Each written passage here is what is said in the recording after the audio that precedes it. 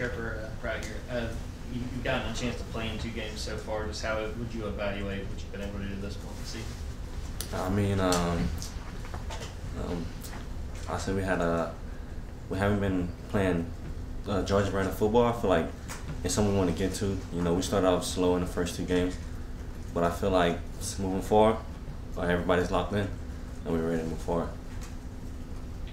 Trevor, when Coach was asked about you a while ago, he talks about your you not being afraid to kind of speak up, kind of assume that a leadership role. Sounds like that'd be kind of unusual for a guy coming in for another program. But why do you think that's the way you are? And why you feel comfortable being that way? I kind of look at myself as an older guy on the team, being a junior now, and this team, the guys have done nothing but embrace me here. So I feel like with them being welcoming and opening up and allowing me in their locker room and being able to be a part of that brotherhood is a reason why I feel comfortable being around those guys.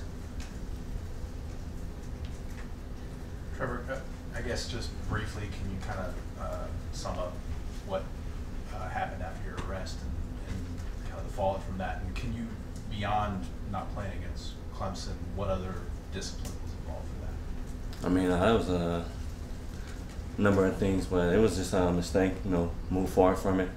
And I hope that everybody can learn from it and we all can move forward from it at the end of the day.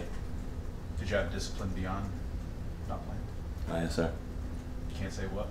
No, I'd rather not say. Obviously, your brother is somebody that everybody knows. What are the lessons that you've learned from him playing that same position?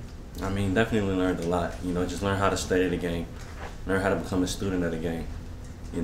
Something I said in other interviews, in other media days. He always tell me, don't worry about leaving a legacy, live a legacy. And that's something I kind of take with me, and I carry that with me through life. Trevor, kind of on the same note as the previous question, when you have a teammate that's going through something a little bit similar to what you dealt with over the summer and in the spring with Daniel Harris, did you talk to him at all, from Thursday onward about what was going on with him? And, have you talked with any teammates more broadly about kind of the reckless driving culture here?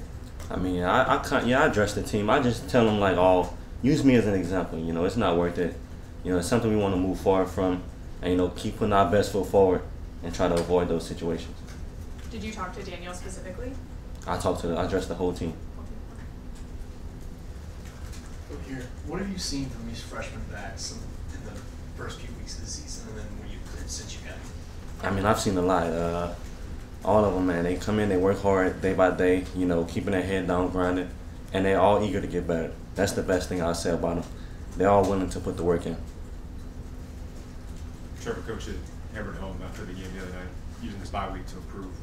What are the areas in this offense that you want to see the biggest improvement over these next 2 weeks?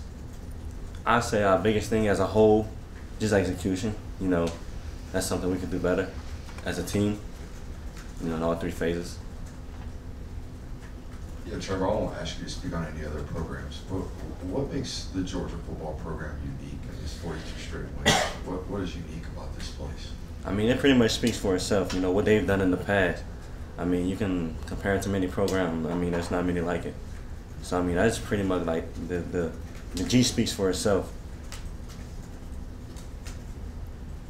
What's it like, going to a team that's, I guess, number 1 still in one of the polls, and knowing that your former team is struggling a lot, and there's questions down there. It's obviously from one extreme to the other. I mean, wishing them nothing but the best. They struggled early on, but hopefully they can get things going in the right direction down there. Hopefully. When you were coming out of the transfer portal, just what was it about Georgia that was so intriguing to you, and why you chose UGA? I mean, it just felt like home. It felt like the place, where I needed to be. Coming around, connecting with teammates, feeling that family feeling felt like home. Trevor over here, what do you think Carson showed down the stretch of that Kentucky game after a tough start on offense?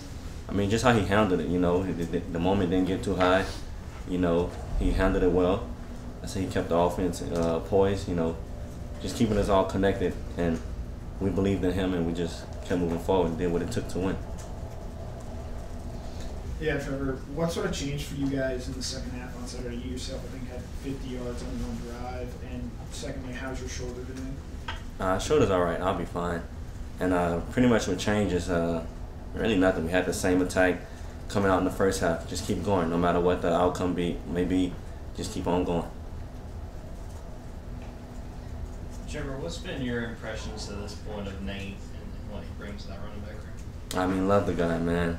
Nobody around here has nothing bad to say about Nate. I mean, I feel like the sky's the ceiling for him, and I'm excited to see what he's going to do in the future. Jay was talking a minute ago about going to the doctor, getting things fixed up, on the tape. When you guys watch the tape back in these first couple games as an offense, what are kind of the things that stand out to you? I say pretty much just like I said earlier, execution. We just want to execute the plays better. I mean, there is no perfect play, but there is perfect execution of the play. So, I mean, if we can come out there and execute every play, to the best we can, that'll put our team in a better situation. Yeah, what kind of impact did not being able to play in the Clemson game have on you?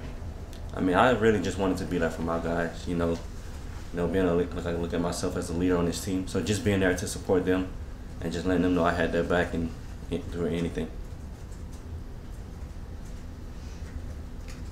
Any more questions for Trevor?